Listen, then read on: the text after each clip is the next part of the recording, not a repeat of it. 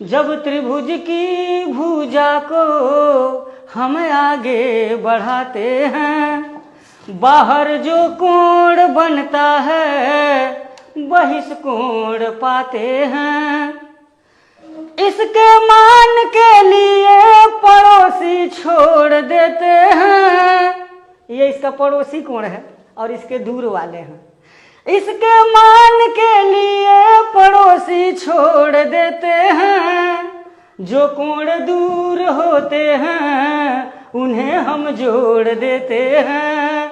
जो कोण दूर होते हैं उन्हें हम जोड़ देते हैं। कोई बात अगर कहा जाए, सीधे अगर कह दिया जाए तो उतना प्रभावी नहीं होता है जी, लेकिन उसको अगर कविता के माध्यम से या संगीत के माध्यम से बता दिया जाता है, उसका ध्यानाकर्षण हो जाता है जी। और जिस मुद्दे पर, जिस टॉपिक पर ध्यानाकर्षित हो जाते हैं वो उनको समझ में आ जाता है। तो यहाँ एक त्रिभुज का बहिष्कोण है, ज्योमेट्री का एक टॉपिक है। ये त्रिभुज ABC है और इसकी भुजा को अगर हम आगे बढ़ा देते हैं, कोई भी भुजा, तो यहाँ बाहर जो कोण बनता है इसी को बहिष्कोण कहा जाता है, exterior angle of A triangle. इसके पास में जो कोण बनता है इसको छोड़ करके यह कोण और ये कोण, इन दोनों कोणों को जोड़ देते हैं तो बहिष्कोण आ जाता है।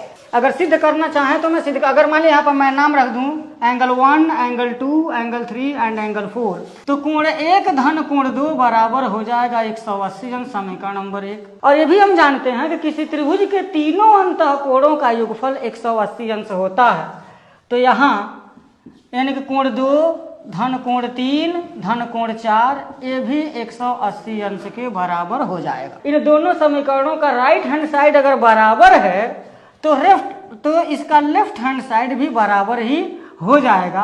अर्थात कोण 1 धन कोण 2 बराबर कोण 2 धन कोण 3 धन कोण 4, और कोण 2 से कोण 2 कैंसिल होगा तो कोण 1 बराबर कोण 3 धन कोण 4 हो जाएगा। ये जो बहिष्कोण आया है उसकी जो वैल्यू होगी वो त्रिभुज के इस कोण को छोड़ करके ये जो दूर वाले जो कोण हैं उन्हीं को हम जोड़ देंगे तो मान निकल जाएगा। थोड़ा सा इसमें गुनगुनाऊंगा।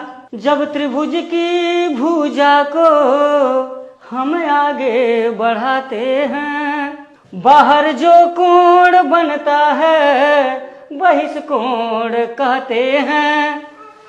इसके मान के लिए पड़ोसी छोड़ देते हैं। जो कोण दूर होते हैं उन्हें हम जोड़ देते हैं।